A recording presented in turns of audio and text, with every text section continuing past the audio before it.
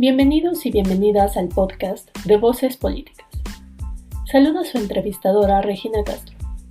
Acompáñenos en este espacio que tiene como objetivo la difusión de conocimientos en torno a problemáticas sociales relevantes. Aquí, cada episodio nos adentramos en un caso específico y hablamos con personas involucradas en el tema. Escuchemos sobre las realidades sociales con las que convivimos de manera directa y no tan directa.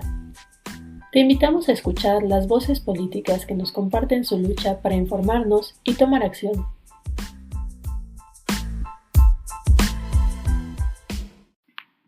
El día de hoy tenemos como invitada a Stephanie Sánchez Escobar, quien nos va a hablar sobre el bolsón de Mapimí como un ecosistema perteneciente a las zonas áridas del norte de México. Es un gusto tenerte y bienvenida. Hola Regi, muchas gracias. Buenas tardes a todos y a todas. Mi nombre es Stephanie Sánchez Escobar y pues muy contenta de estar aquí. Muchas gracias. Es un gusto tenerte. Quisiera contarles que Steph no es solo mi amiga, pero también es una persona a quien yo admiro mucho. Así que me gustaría comenzar este episodio del podcast platicándoles un poco acerca de quién es ella.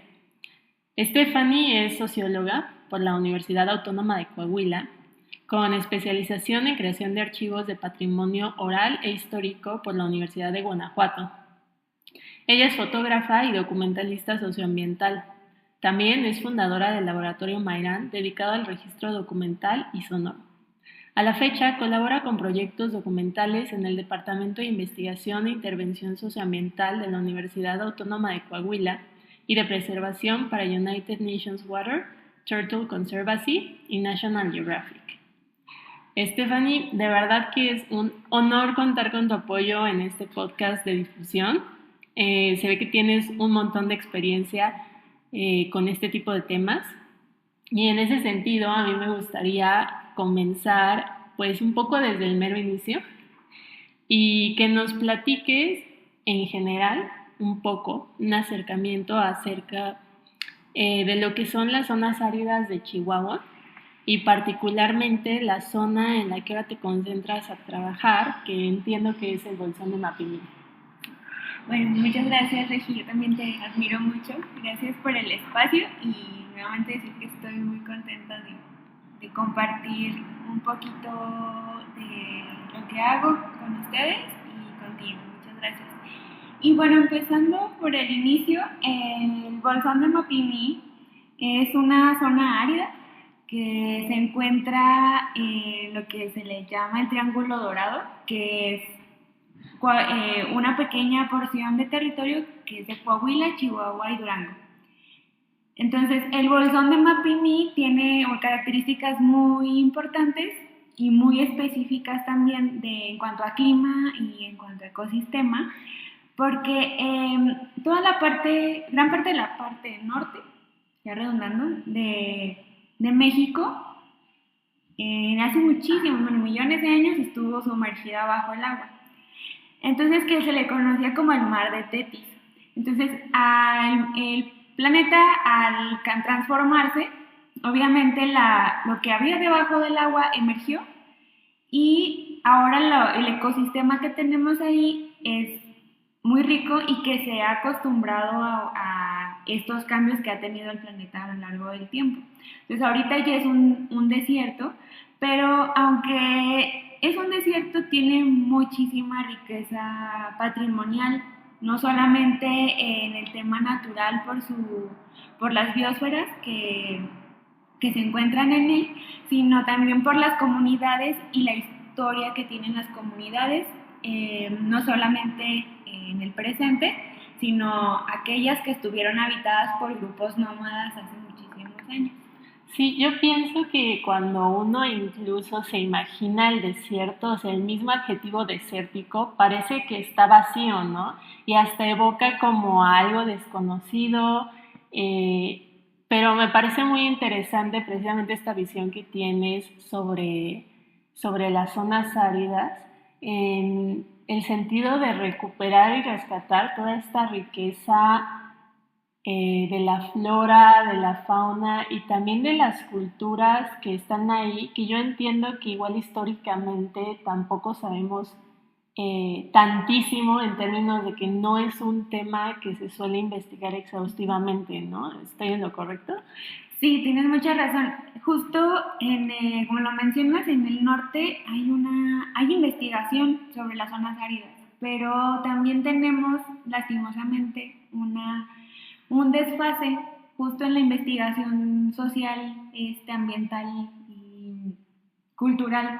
Y creo que, bueno, me atrevería a decir que también gran parte de ello es que mucha de la investigación que se hace en nuestro país también se centra culturalmente aquí en el centro de México y en las culturas de aquí del centro de México, ¿no? Entonces, ahora sí que esa parte que decían que se llamaba Aridoamérica, pues es desconocida, pero tiene muchísima información que también nos ayuda a construir, pues, este imaginario de identidad que tenemos en el norte. Yo como soy del norte, de Torreón, pero también hay veces que sí se nos dice, bueno, es que en el norte, ¿qué hay? En el norte no hay nada, ¿no? O sea, y hablando de cultura, hablando de la riqueza natural, no, pues es que allá está seco, allá no llueve, pero tiene características muy importantes y como tú decías, o sea, podemos pensar como en este territorio desolado, pero que justo esta característica de desolado le dio a sus poblaciones indígenas un modo de sobrevivencia. O sea que justo las características de la lluvia temporal, los espacios tan aislados y largos, la aridez, le permitía a las comunidades indígenas transportarse de otra manera que como en otras partes del país donde tienes el recurso natural, bueno, la naturaleza ahí tan a la mano, ¿no? Entonces ellos pues tenían que trasladarse de un lugar a otro en búsqueda de ríos, en búsqueda de refugio, y lo podemos nosotros ver alrededor de las sierras, que hay lugares que todavía son muy inhóspitos, la verdad, pero que están plasmados en arte rupestre, o sea que es posible encontrarlos en centros ceremoniales, información sobre sus deidades también, sobre sus actividades como cazadores recolectores. O sea, te puedes encontrar un buen de imágenes talladas en piedra que te pueden decir cómo vivía esa gente y el rastro que fueron dejando ahí en el norte. Y en específico el bolsón de Mapimí, es una área natural protegida con la que actualmente estoy trabajando y pues está compuesta por, digamos, 3 territorios diferentes, pero que comparten una misma biosfera, sí, que sería la biosfera desértica. Y una característica importante de ellas es que alberga especies endémicas en el bolsón, que sería la tortuga del bolsón. Vaya, me parece muy interesante esto que nos comentas sobre la historia y cómo se puede observar allá en las zonas áridas. Retomando lo que nos comentas sobre el bolsón, me gustaría que nos platicaras un poco cómo te acercaste tú a trabajar específicamente con esta zona geográfica, qué significa para ti y qué elementos sociales, culturales nos puedes comentar acerca de esta región.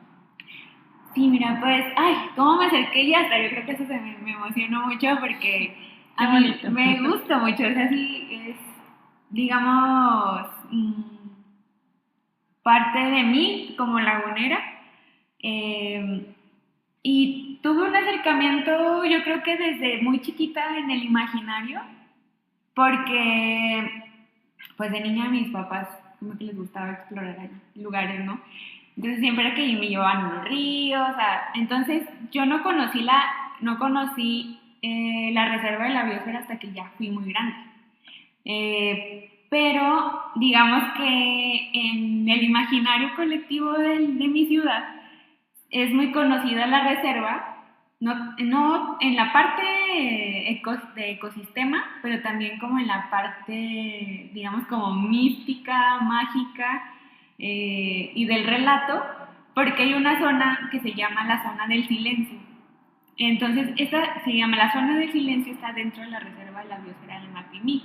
Entonces, era súper conocido, o sea, es muy conocido que si vas a la laguna, te hablan de la zona del silencio, porque es el lugar en el que como en este brevario cultural se supone que te cambian las brújulas, no funcionan las brújulas, no funcionan los coches, que porque hay magnetismo, que porque se aparecen extraterrestres y cosas de esas, pero eso es más del brevario cultural que en realidad la historia real de la zona de silencio.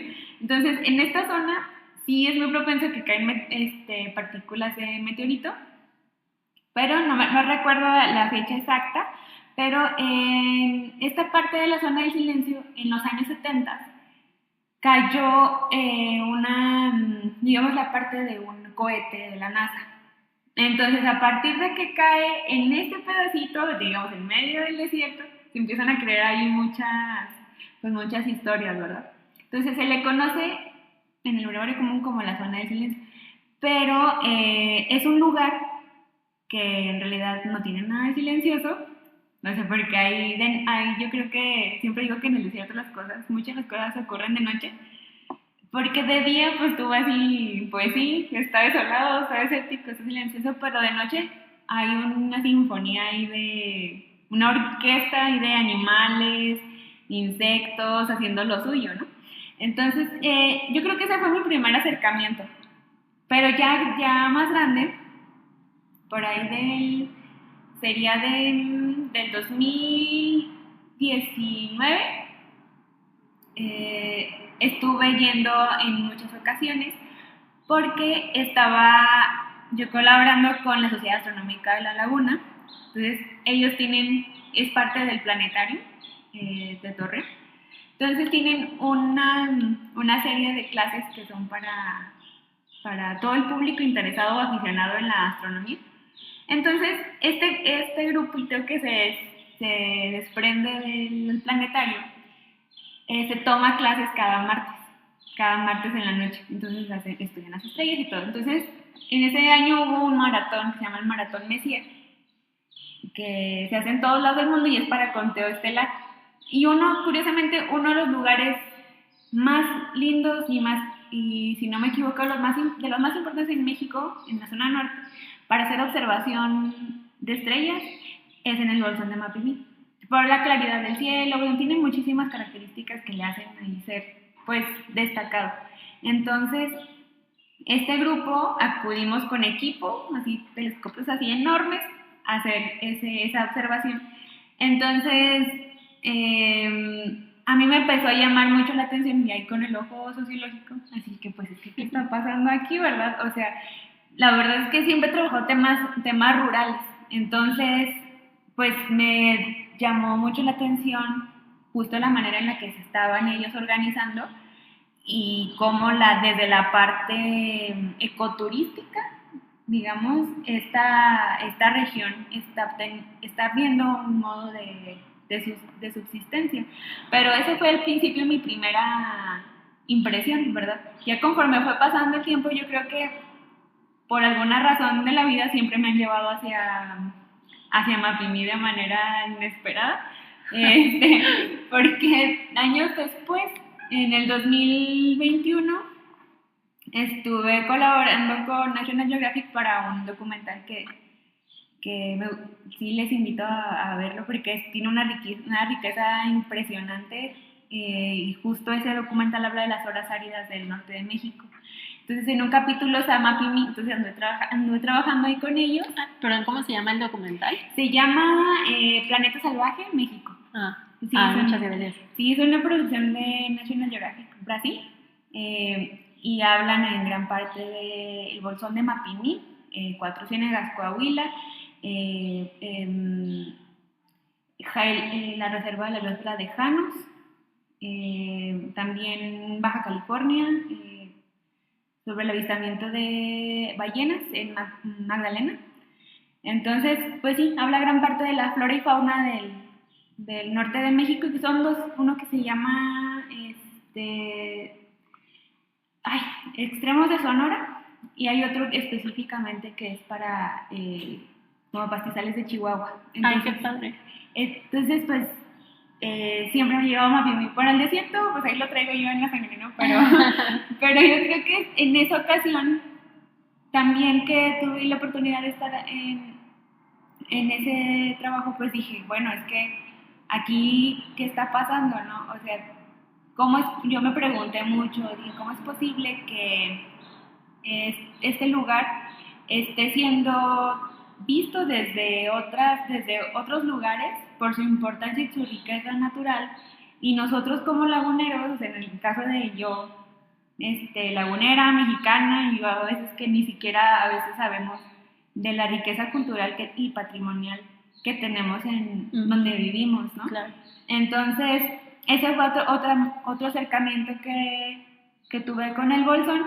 Digo, por fortuna, siempre he tenido contacto con el lugar porque un gran amigo, su familia son de allá de Mapimí, entonces como que siempre ha habido esta cercanía, y me atrevería a decir que también porque vemos muchos laguneros que tenemos mucha relación con lo rural en nuestro lugar, porque pues nuestros abuelos trabajaban en el campo, entonces como que es muy común decir, bueno, yo en vacaciones me voy al rancho, ¿no? O sea, hablando del ejido.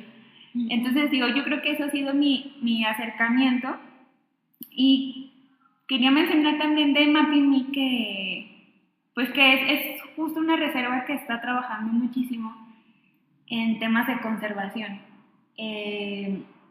Esta reserva se constituyó en los años 70, en el 76, y tiene un esfuerzo muy grande por la recuperación de sus especies, porque como te mencionaba, tiene una en particular que es la que está más amenazada, que es la tortuga de Bolsón, y hay un trabajo muy importante no solamente de autoridades en la recuperación, y también organizaciones de la sociedad civil, sino también la parte comunitaria que están trabajando para cuidarla, porque justo lo que te mencionaba de cuando pasó este episodio de que cayó esta parte del cohete, y bueno, se creó una gran expectativa sobre el lugar porque nadie lo conocía, y como está muy alejado de la ciudad, empezó como a haber mucho turismo, ¿no?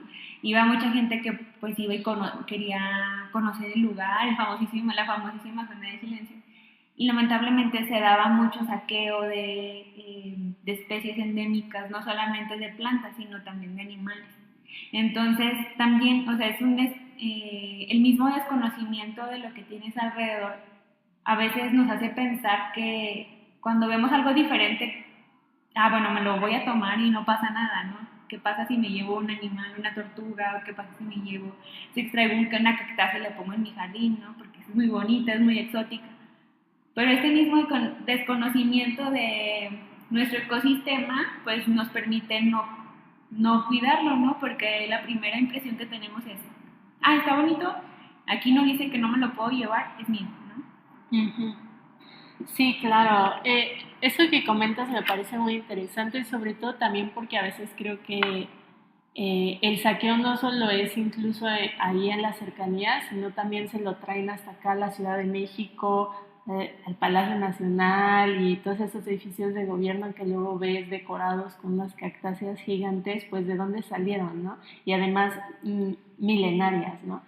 Entonces, en ese sentido también me gustaría preguntarte, para ti, ¿cuáles serían algunas de las problemáticas sociales o socioambientales que circunscriben a esta región? Mira, por mencionarte algunas, es que creo que ambas están muy relacionadas. Yo creo que en primera instancia lo que enfrenta el campo mexicano, o sea, en general y en el norte del país, porque sé que acá en el centro y sur las condiciones son, digamos, muy similares, pero en su particularidad en el norte pues carecemos de lluvia, ¿no? Y a veces se enfrentan grandes crisis por la aridez de la tierra, por la falta de agua en los pozos, por la falta de lluvia. Entonces yo creo que una de las principales sería la pobreza que se vive en este lugar. Y no porque ellos necesiten estar sembrando, sino que tienen ya una tradición de pastoreo, y ahorita a la gente que vive en las comunidades les está tocando enfrentar, digamos, el desgaste ambiental que viene desde siglos atrás, del uso inadecuado de la naturaleza, o sea, de tomarla como, de apropiársela.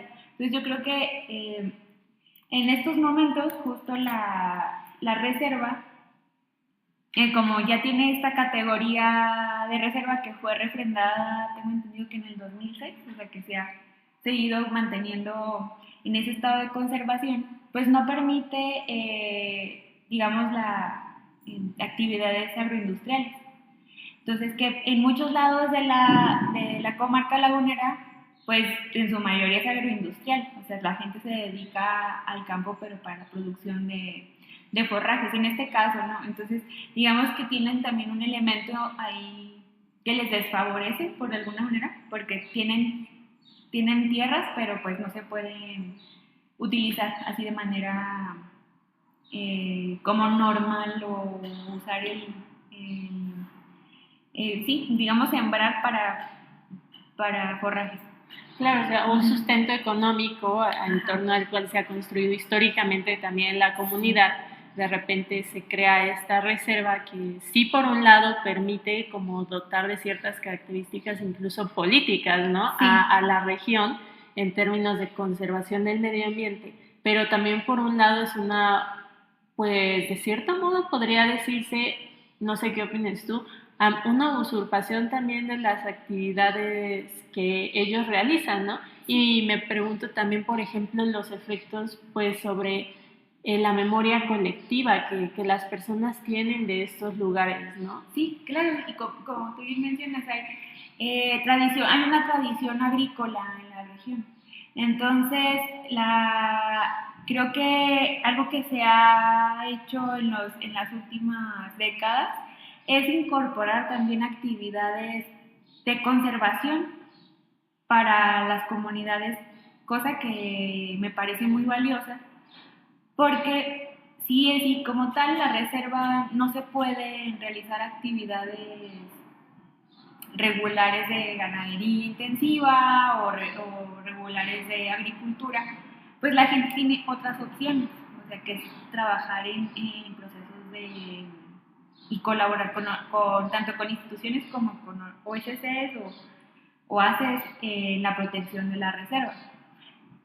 Y justo como tú dices, pues es que el tema económico aquí es importante. Y pues sí, obviamente como en muchas partes del norte de México, pues se da mucho la migración de los ejidos a las ciudades. Y creo que también eso responde a la misma problemática del campo mexicano, que ha ido cambiando desde los años 90.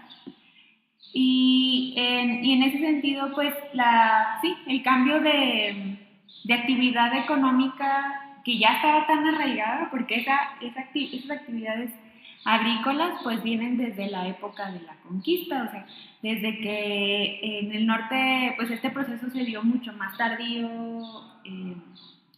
este proceso de conquista, pero también fue muy enfocado a la agricultura, digamos agricultura, pero en un sentido muy extensivo, la ganadería extensiva, la minería. Entonces también es ir como fueron cambiando paulatinamente de actividades económicas.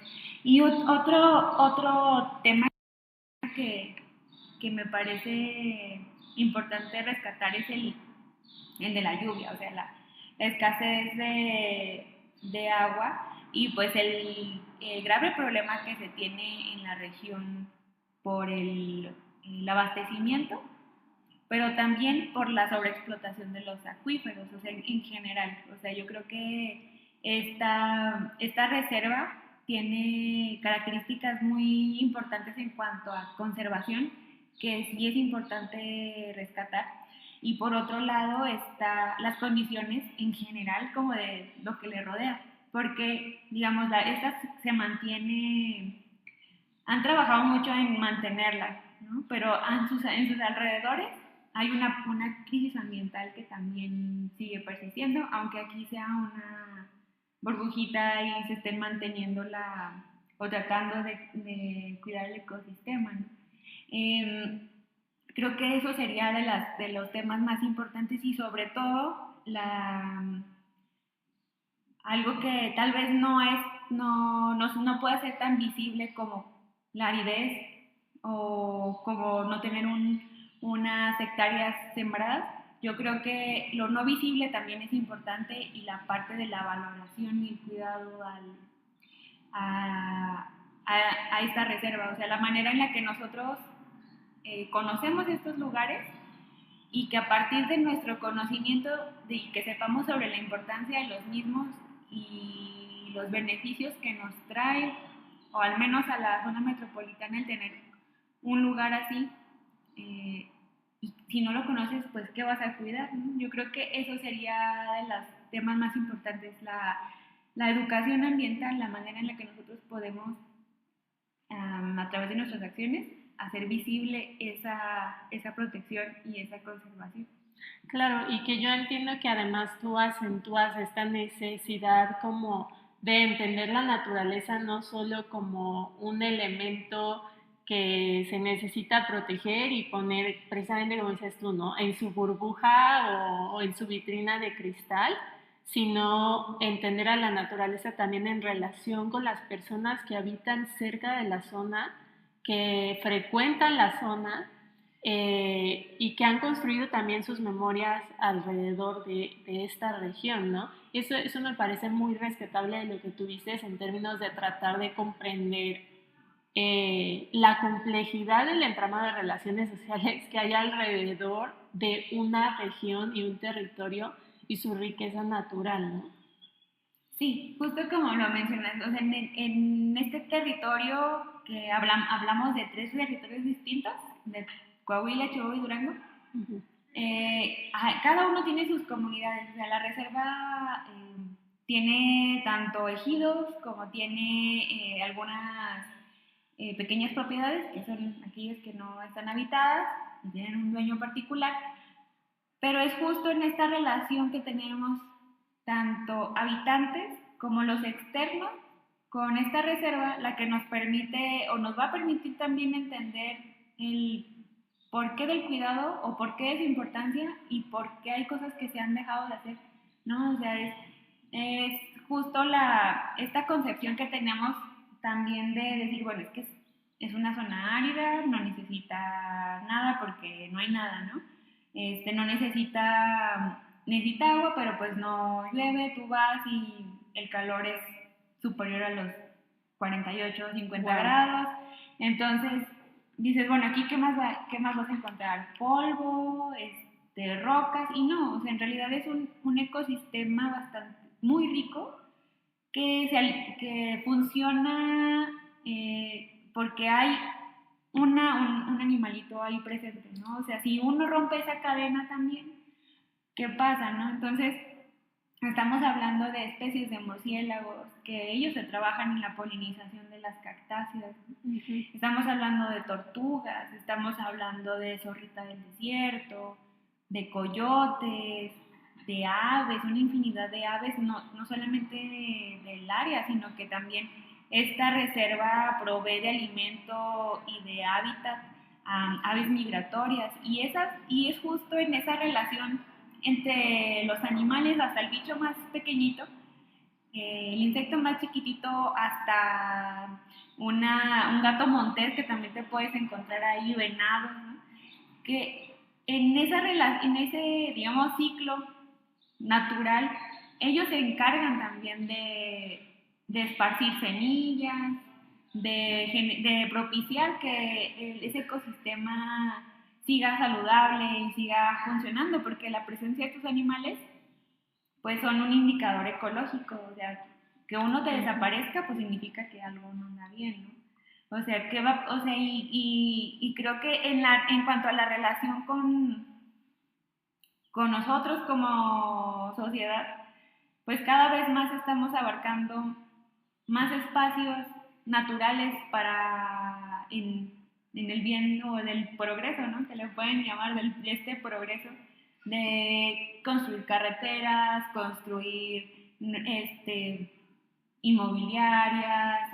Entonces, ¿qué está pasando? Nosotros estamos tomando gran parte del territorio que es un territorio que es natural y que también brinda beneficios ambientales aunque uno ni siquiera se dé cuenta, ¿no? O sea, ¿qué va a pasar después cuando, digamos, como sociedades o la zona metropolitana crezca tanto en algún momento que tenga que abarcar esos espacios, ¿no? Yo creo que son cosas que no han sucedido, pero que también tienen que estar presentes en nuestras preguntas como ciudadanos de plantearnos qué alternativas podemos empezar a tomar, tanto en nuestro consumo y también en nuestra, repensarnos, o sea, preguntarnos que si habitamos cohabitamos en en esta zona árida como en todo el norte de México, ¿qué podemos también hacer nosotros para permitir que siga saludable?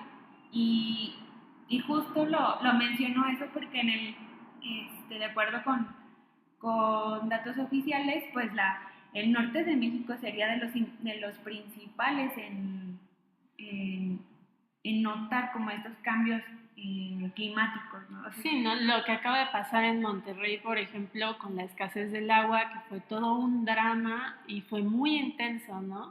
Y yo me imagino, perdón que te interrumpa, las temperaturas, ¿no? O sea, el incremento también de las temperaturas, también como dices tú en temas sociales, el resguardo frente a todos estos cambios climáticos que se acrecentan, que yo creo que precisamente, como dices tú, nos dejan ver la urgente necesidad de entender la relación que tenemos con la naturaleza, no solo en un sentido extractivista de precisamente como decías, de vengo, tomo, me lo llevo porque se ve bonito, porque me es útil, sino en otro sentido de coexistir y también de respetar la existencia, no solo porque ya ni siquiera por la vida misma, sino también porque nos necesitamos mutuamente, ¿no? sí, exacto, o sea, es esta relación que pues es invisible, pero es visible en cuanto a los efectos que nosotros como seres humanos tenemos al momento de incidir en la naturaleza. O sea, decía, los pastizales del desierto chihuahuense son súper importantes porque también son un indicador tanto ecológico, de salud ambiental, de salud de suelo, pero también son reguladores climáticos. O sea, la pérdida de los pastizales pues también refleja la manera en la que el impacto climático está teniendo pues unas repercusiones graves en el desierto. Y justo por esta capacidad que tienen como, digamos, como especie, como planta, de regular el clima. O sea, y por ejemplo, visitas estos lugares y uno ve, ay, pues está seco, porque está amarillo, porque se ve árido, porque parece, pues, uno pensaría, ay, pues está muerta la planta, pero no, o sea, en realidad así es la planta, es amarilla, es seca, entonces tiene una función importante que es también resguardar tanta cantidad de agua para sí misma, porque esa es también una característica súper importante de las especies que viven allá, o sea que se resguardan, tanto cactáceas pues tienen un resguardo de agua, ¿no? Entonces, ¿qué hace la gente? Pues llega y los quema los pastizales porque se ve feo el pastizal, se ve seco, ¿no? Entonces, es también nuestra capacidad también de valorar estos lugares, desde nuestro conocimiento, pero también si no tenemos esta cultura de ir a un lugar, preguntarse el por qué es así, qué beneficios le da también a las ciudades, por qué ha sido así, o sea, investigarlo y también valorarlo, porque al final de cuentas son lugares en donde creces, son lugares en donde que antes de que tú llegaras ya existían, ¿no? Entonces yo creo que también es mover un poquito el tema de la identidad que yo entiendo, al menos en la región está muy disperso porque a veces se cree que nosotros no tenemos esta identidad indígena o esta identidad, pues sí, que nos pueda caracterizar como habitantes de un desierto, porque es una ciudad joven, muy industrial, que tiene 100 años y pico, ¿no? Entonces, y creemos que esa valoración va a venir si vengo de una ciudad que tiene 400 años de fundación y no, o sea, más bien yo creo que nosotros como seres humanos tenemos que cuestionarnos en todo momento qué tanto de mis acciones, sea un lugar joven donde acabo de vivir o no, o sea, qué tanto de mis acciones está repercutiendo en la naturaleza. Y es tan simple como cuando vas de camping, ¿no? O sea, el lugar donde llegas es uno. Cuando tú te vas, dejas una huella, aunque te lleves tu basura, aunque todo, ¿no? Dejas el rastro de dónde se quedó la fogata, dejas tus pisadas, en tus zapatos llevas tierra de otro lugar, que después también esa es otra parte importante. Esa no la puedes mezclar como con otros ecosistemas porque tiene las propiedades de un lado y de otro. Son cosas que nosotros no conocemos, ¿no? Vamos a este lugar, extraemos, como decías, una cactácea porque, ay, se ve súper bonita y se va a ver bien linda en la entrada de mi casa, pero esa cactácea tiene una importancia en ese ecosistema, o sea, aunque esté ahí solita y uno no lo vea, es proveedora de refugio para insectos, es polinizadora, sí, y son cosas que uno no, pues en nuestro desconocimiento y también en esta manera individual de concebirse dentro del espacio, de que solamente nosotros somos aquí y ya, no vemos esa importancia de cuidarla y de respetar el lugar que pisamos. Nos llevamos una roca, vemos algún petrograbado y no lo llevamos, o un fósil y no lo llevamos, cuando su función es estar ahí, ¿no? Digo, y en el caso para no decirlo, en el caso de la reserva, pues sí, hay avances muy importantes en ese tema de educación ambiental y de cuidado, y es justo lo que a mí me parece importante, o sea, la manera en la que, cómo la gente que vive en ese lugar, a partir de otras prácticas que, como decías tú hace ratito, cambiaron por completo su esquema económico de trabajo por ingresar a otro panorama, ¿no? Que es el de la conservación.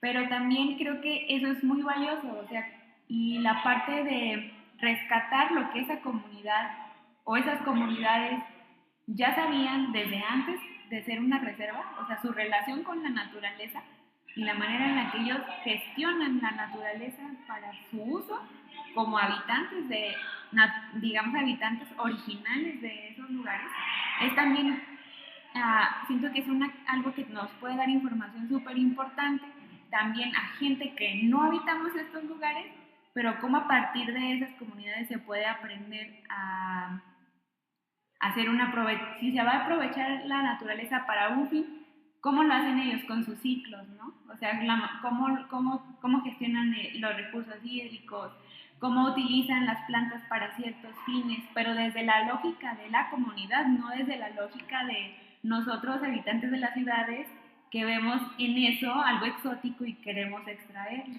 Sí, justo sobre eso que me parece muy interesante, te quería preguntar, y porque yo creo que nos has ayudado a crear conciencia sobre nuestra relación como personas externas porque pues por ejemplo a mí, habitante de la Ciudad de México, pues el Bolsón de Mapimí me parece muy lejano, ¿no? Pero así pienso también yo en muchos otros lugares naturales de México, y creo que es importante, como dices tú, hacer conciencia de la historia, de los recursos, de los lugares a donde vamos a estar llegando y de toda la huella que estamos dejando como personas externas ahí. Y justo yo te quería preguntar sobre esa otra visión, sobre lo que se está llevando a cabo con las personas que ya habitan ahí, que son cercanas al territorio, y cómo, digamos, a través de esta modificación de convertir el Bolsón de Mapimí en una reserva ecológica, se han modificado también las actividades de estas personas y les ha ayudado a recuperar conocimientos que a lo mejor estaban perdidos. No sé si nos puedes comentar también un poco sobre ese otro lado de la visión, como de la gente que ya ahí vive y que está haciendo este esfuerzo por resistir a los cambios ecológicos, sociales, económicos, a su modo y digamos, repensando también ellos mismos desde sus lógicas, su relación con la naturaleza, ¿no? Más allá de, como dices tú, una lógica de citadina o colonial, de voy a llegar yo a enseñarte cómo tú usar la tierra, ¿no? Sino cómo estas personas están repensando la reserva desde sus propios imaginarios.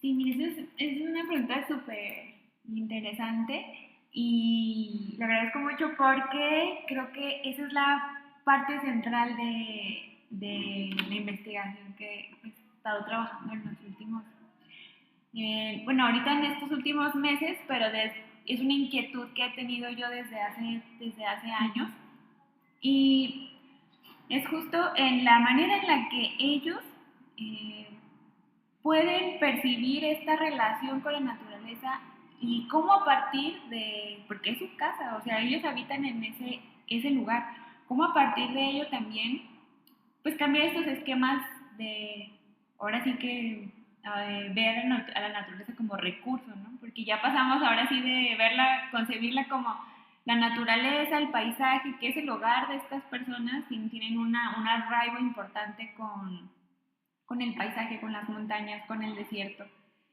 Y cambiar esta concepción de que la naturaleza es lo que me provee, ahora cómo lo transformo, ¿no? Pero sin que llegue a ser una idea de recurso natural porque lo tengo que extraer, ¿no? O sea, y es algo muy difícil, una separación muy difícil porque todos usamos recursos la naturaleza, o sea, así como ellos también la naturaleza lo transforman en una sinfín de cosas, ¿no? Y es justo en lo que me he estado tratando de centrar, como de ver cómo se utiliza, por ejemplo, cómo se hace uso, más bien, uso de plantas endémicas, por ejemplo, para satisfacer ciertas necesidades, ¿no? No solamente necesidades, digamos, alimentarias o como de comprar cosas que son externas a la reserva, productos, sino en la elaboración, en el uso de los mismos, en la herbolaria. Por ejemplo, allá hay muchas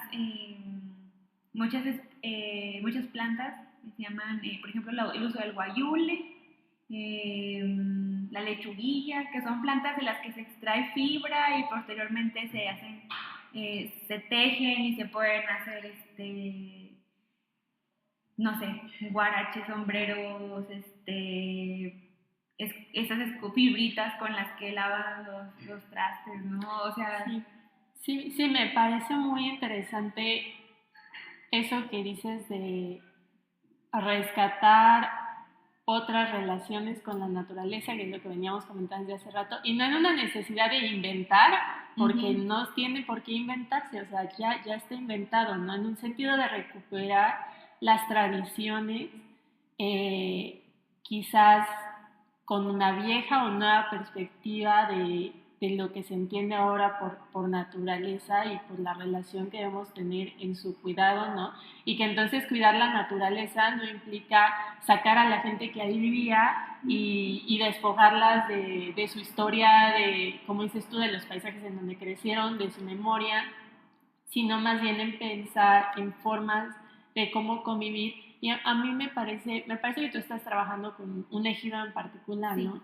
Me gustaría, si nos pudieras comentar, pues más o menos lo que tú observas de cómo se están construyendo o reconstruyendo estas formas. Digo, ya nos comentaste un poco en torno a la herbolaria, no sé si nos pudieras comentar más.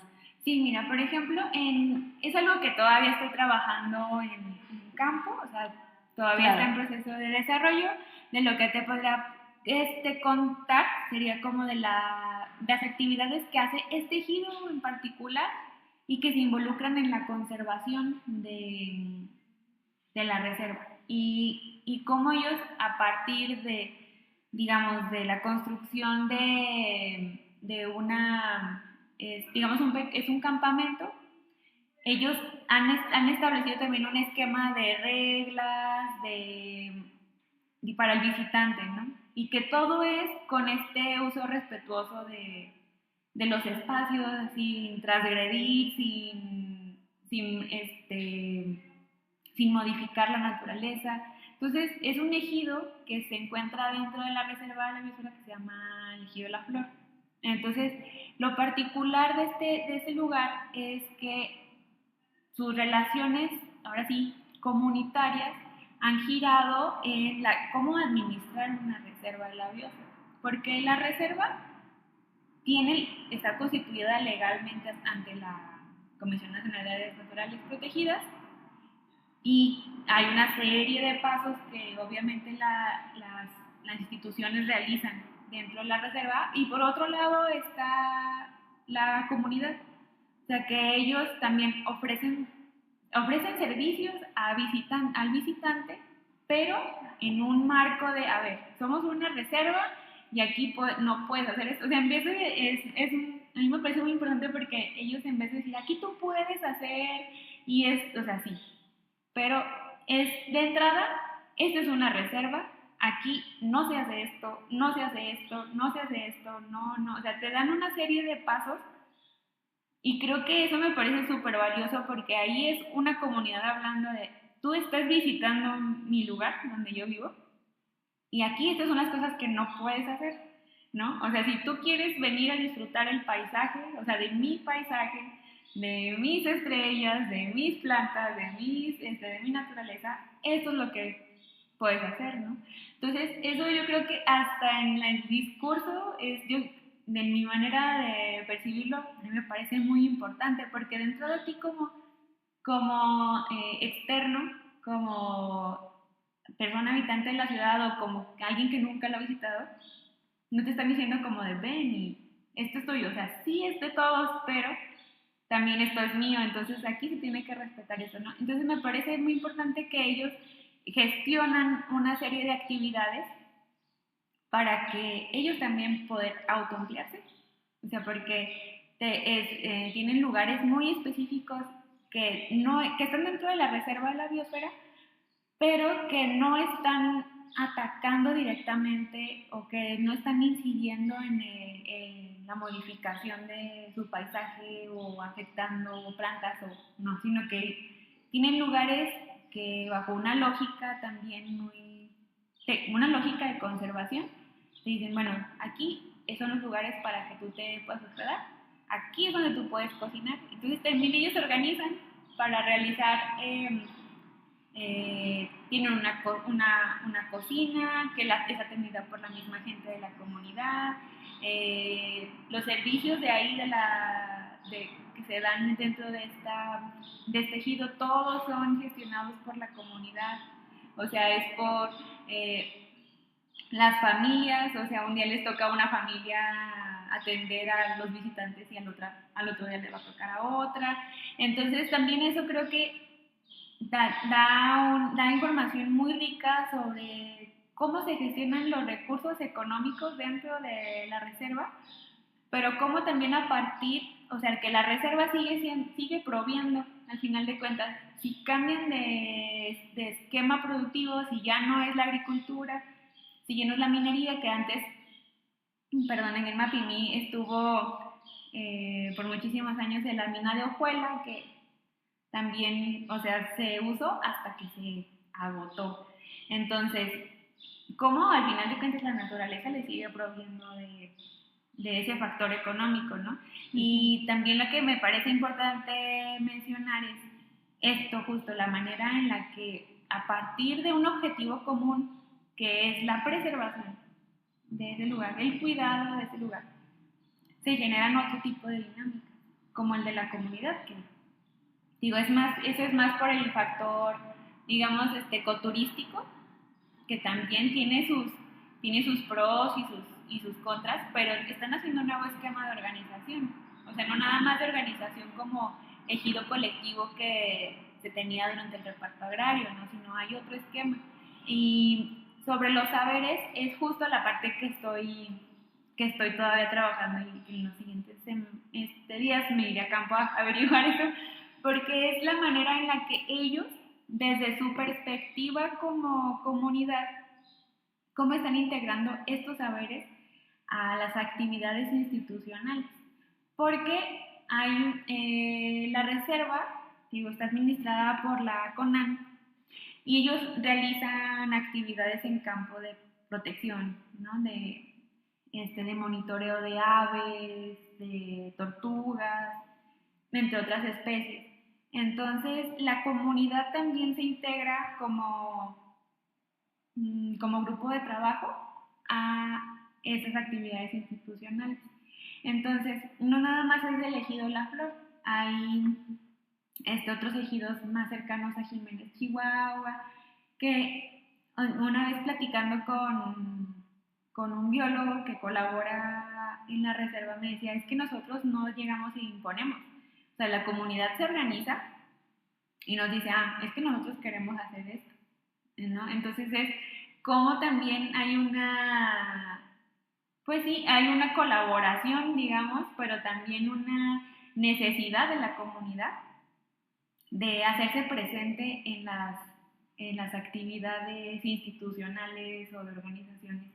Porque al final las organizaciones internacionales involucradas o nacionales o las universidades o las mismas instituciones, pues siguen siendo un agente externo, ¿no? Son un agente que regula, pero las comunidades son quienes las habitan, los ejidos, o sea, quienes son dueños de 1 hectárea, 2, 3, ellos son los que verdaderamente tienen ahí el poder de decisión, ¿no? Y a mí me parece muy importante esta manera en la que lo que ellos saben hacer, tanto del aprovechamiento de la naturaleza, o sea, hablando de si utilizan tal planta para herbolaria, si utilizan tal planta para crear, no sé, algún artículo, o sea, cómo ese manejo también que tienen ellos de la naturaleza, tanto tan simple como en otras, en este caso de Mapimí, digo, ahí no podría decir si es el caso, que apenas voy a averiguar, pero por ejemplo me voy a otro ejido que está en Salinas del Rey, que es otra parte del desierto chihuahuense. Pero ahí, por ejemplo, extraen la candelilla a la idea. Ellos utilizan la candelilla porque se utiliza en la industria cosmética. O sea, la candelilla es una planta de ahí del desierto que la funden, la meten ahí en un proceso químico y con ellos se hacen los labiales. O sea, la cera que se extrae se obtienen muchísimas cosas, ¿no? Ahora, eso también es un problema ambiental porque, pues, obviamente la candelilla ahorita ya está como catalogada como en riesgo porque cada vez se está sacando más y no se está reponiendo, ¿no? Entonces, lo que una vez nos decía la gente de, bueno, es que si vas a sacar la candelilla, alguien que sabe que es del ejido va a saber que no tiene que sacarla de raíz, sabe que tiene que cortar un pedacito y ese la deja ahí, porque la planta tarda 7 años en crecer.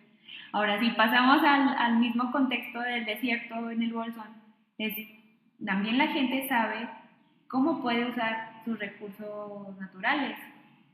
si vemos a la naturaleza como un recurso, ¿verdad? Como algo que les provee no solamente de paisaje, no, que les provee identidad, no solamente eso, sino algo que es algo que está tangible e intangible y que a la vez de ello pueden obtener algo, ¿no? Entonces, yo creo que eso también ahí giraría también parte de lo que a mí me gustaría en lo particular conocer, de a ver, bueno, ¿qué se está haciendo aquí? ¿No? O sea, o sea, por ejemplo, si tú le preguntas a la gente de allá, te va a decir para qué es la gobernadora, ¿sí? ¿Para qué sirve el árnica? Porque son plantas que te encuentras en el desierto, o sea, árnica, gobernadora, una infinidad de cactáceas, ¿no? Claro, o sea, hay todo un conocimiento detrás, pues lógicamente de los lugares en donde uno crece, ¿no? Y que muchas veces no es solo, o sea, a veces uno se pregunta, pues, ¿cómo sé eso? Pues solo lo sé, o sea, de mi abuelo, o de mi mamá, o de alguna experiencia mía propia, ¿no? Y que pues claro que viene de esa gente pues que ahí crece y digamos que les parece a ellos tan natural como la planta misma, ¿no?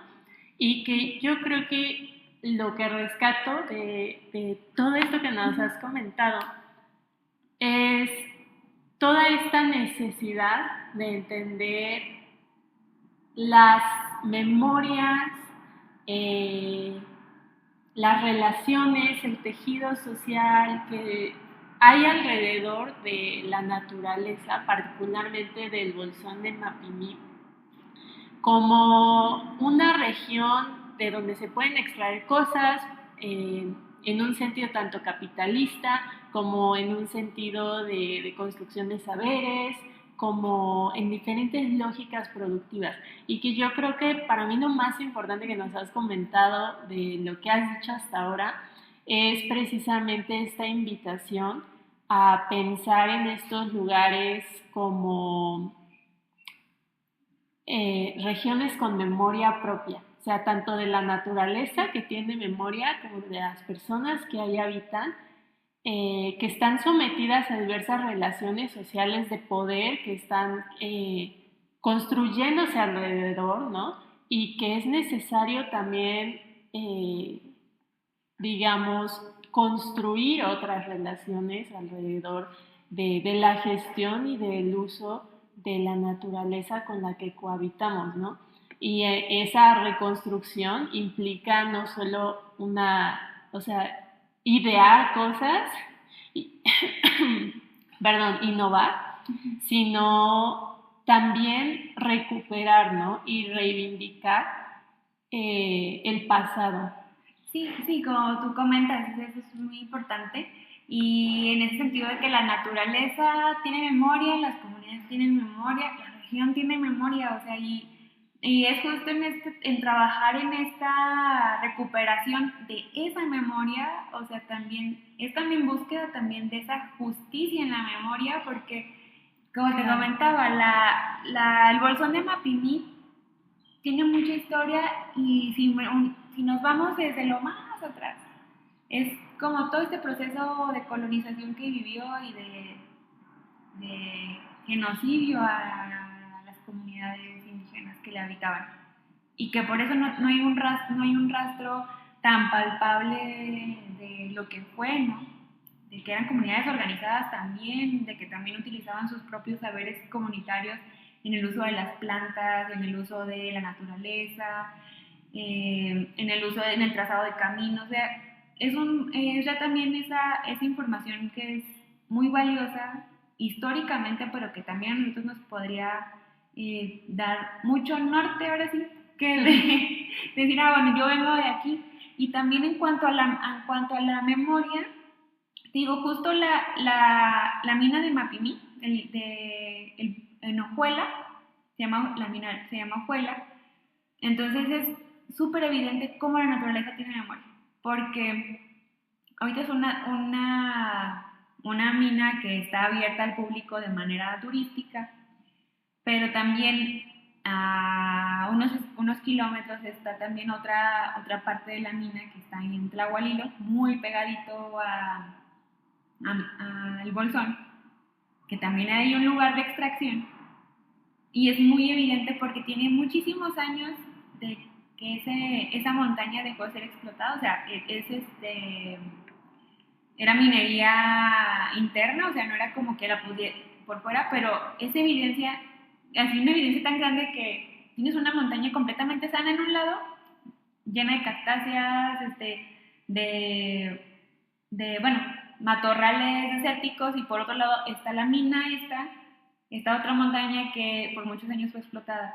Y es todavía momento en que esa montaña no se ha logrado recuperar. O sea, aunque tiene muchísimos años sin que le extraigan nada, es una montaña que tú la puedes ver pelona, ¿no? Así como decimos así coloquialmente. Y dices, bueno, entonces de lo que a veces se habla mucho de, ay, pues hay que regenerar la naturaleza, hay que restituir lo que se perdió. Bueno, ¿cómo? O sea, aquí tienes un ejemplo súper claro de que la naturaleza, y más en un ecosistema desértico, tiene un proceso muchísimo más largo.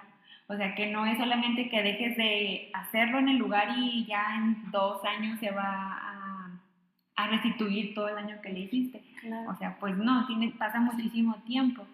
Y sobre la comunidad, pues es también, es justo eso, rescatar lo que la gente tiene para aportar desde sus conocimientos heredados. O sea, no nada más lo nuevo que saben hacer ahora en tema de conservación, sino también lo que la gente puede saber desde heredado por su abuelito, por su bisabuelito, y que tienen también juega un papel importante en cómo la naturaleza ha sido aprovechada por las comunidades, y que también con el paso del tiempo y como tú dices, en este juego de poderes que nos envuelve a todos prácticamente, que ya sería este contexto neoliberal, pues no hay quien se escape, ¿no?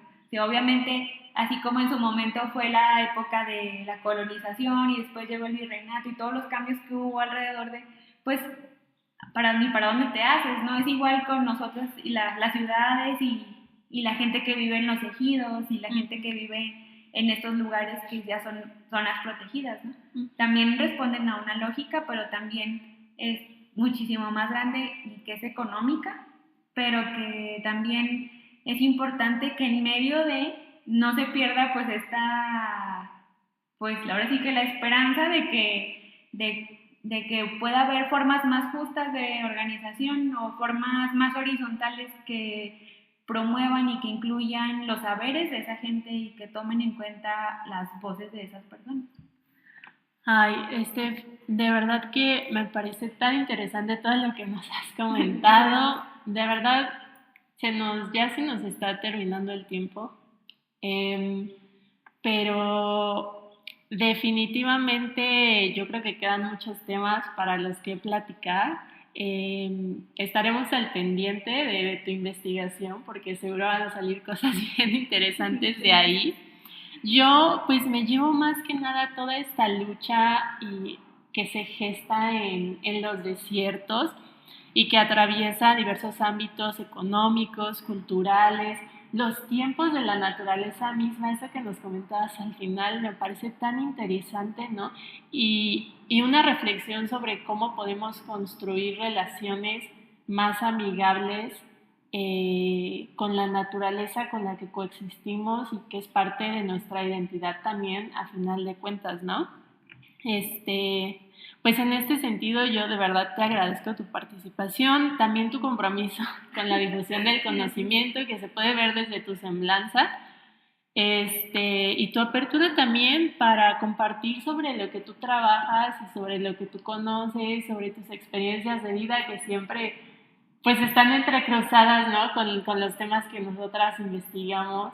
Y eso me parece súper interesante. De verdad, gracias por tenerte aquí en este episodio. Para nuestros y nuestras oyentes, pues esperamos haber despertado en ustedes una motivación por conocer más acerca de las zonas áridas del norte de México, sobre su rica historia y naturaleza que bien Steph nos comentó a lo largo de este episodio. y sobre los ecosistemas y las memorias que han perdurado a través del tiempo, ¿no? Eso me parece muy interesante. Y pues nada, muchas gracias, Steph, de verdad. Y pues nos estaremos viendo ya en el siguiente episodio con más voces políticas. Muchas gracias.